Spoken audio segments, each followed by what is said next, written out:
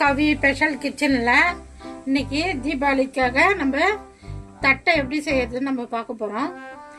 தட்டை வந்து எல்லாரும் அரிசி மாவில் தான் செய்வாங்க. நம்ம கடல மாவு கார்ன்ஃப்ளவர் மாவு வச்சு நம்ம செய்ய போகிறோம். கூட அரிசி மாவு கொஞ்சம் கலந்துக்க போகிறோம். எப்படி செய்யறதுன்னு பார்க்கலாம்.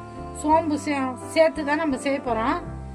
யாரும் இது வரைக்கும் சோம்பு போட்டு செஞ்சிருக்க மாட்டீங்க. இந்த மெத்தட் நீங்கள் செஞ்சு பாருங்க, நல்லா சூப்பராக டேஸ்ட்டாக இருக்கும். எப்படி செய்யறதுன்னு நான் காமிக்கிறேன் பாருங்க.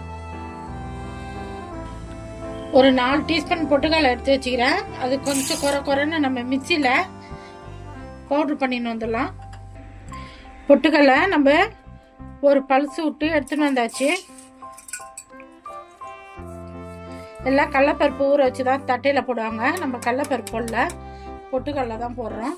பொட்டுக்கடலை வந்து ரொம்ப மையக்கூடாது. இந்தமாரி பொட்டுக்கடலை வந்து 1-2 முழுசு இருக்கணும். நம்ம தட்டை சாப்பிட மட்டும் பல்லில் கடி பண்ணணும். அப்போதான் நல்லாயிருக்கும் டேஸ்ட்டாக. கடல மாவு ஒரு கப்பு கடல மாவு போட்டுக்கலாம். 100 கிராம் கடல மாவு. கார்ன்ஃப்ளவர் மாவு ஒரு கப்பு போட்டுக்கலாம், அதுவும் 100 கிராமு.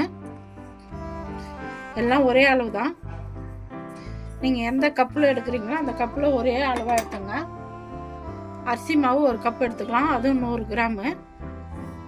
நான் கடையில் வாங்கின அரிசி மாவு தான், இடியாப்ப மாவு தான். பெருங்காயம் ஒரு டீஸ்பூன் போட்டுக்கலாம். தனி மிளகாத்தூள் ஒரு டீஸ்பூன் போட்டுக்கலாம்.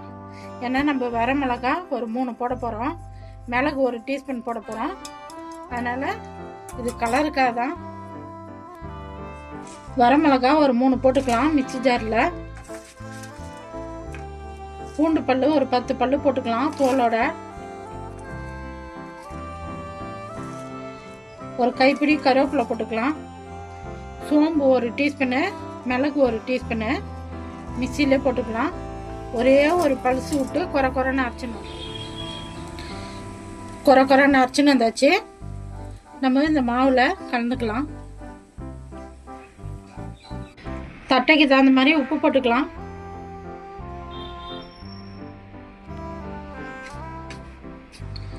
நல்லா மிக்ஸ் பண்ணிக்கலாம். எல்லாத்தையும் ஒன்றா மிக்ஸ் பண்ணிட்டு தான் நம்ம தண்ணி ஊற்றி பிசையணும். இல்லைன்னா நம்ம வந்து வெந்நீர் ஊற்றி பிசைய போகிறோம், மாவு இறுக்கிடும். பிசைந்தாச்சு. நான் வெந்நீர் நல்லா சுட வச்சு வச்சுக்கிறேன். வெந்நீர் ஊற்றி தான் நம்ம பிசைய போகிறோம். இப்போ கை வைக்க முடியாது, அதனால கரண்டியில் நம்ம பிசைஞ்சிக்கலாம்.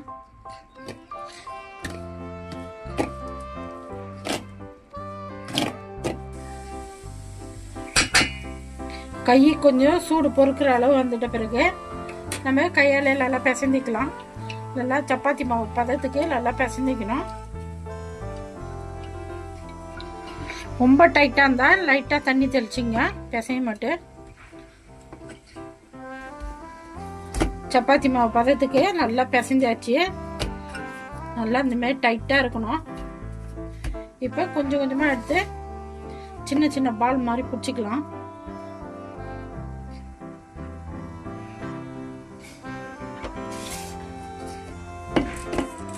மாவு எல்லாத்தையும் நம்ம சின்ன சின்ன பால் மாதிரி தட்டை போடுறதுக்கு பிடிச்சி வச்சுக்கணும். இப்போ நம்ம தட்டையை அழுத்திக்கலாம்.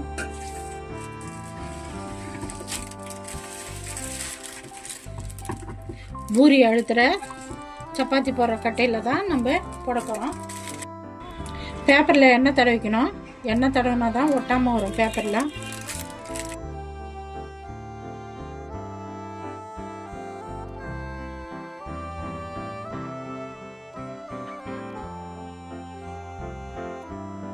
எடுத்து நம்ம ஒரு தட்டில் வச்சுக்கலாம்.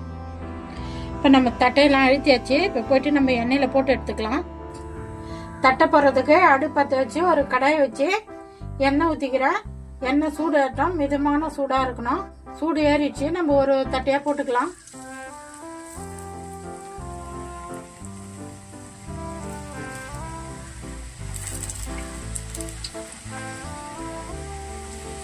தட்டை போட்டோன்னே மேலே கிளம்பி வரணும், அதான் கரெக்டான பதம்.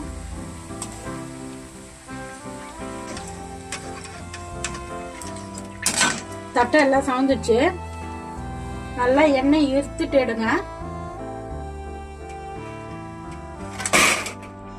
கவி ஸ்பெஷல் கிச்சனில் இன்னைக்கு தட்டை எப்படி செய்யுதுன்னு பார்த்தோம். தட்டைன்னு சொல்லுவாங்க, எல்லாடன்னு சொல்லுவாங்க. நம்ம கடல மாவு, கார்ன்ஃப்ளவர் மாவு, சோம்பு போட்டு நம்ம ஸ்பெஷலாக செஞ்சுக்கிறோம். நல்லா சூப்பராக டேஸ்ட்டாக இருக்கும். கடல மாவு போட்டதால் பாருங்கள், நல்லா மொரன்னு இருக்கும். நான் எப்படி செஞ்சேனோ அந்த மாதிரி செஞ்சு பார்த்துட்டு எப்படி இதுன்னு சொல்லுங்கள். எனக்கு சப்போர்ட் பண்ணுங்கள். இந்த வீடியோ பிடிச்சிருந்தா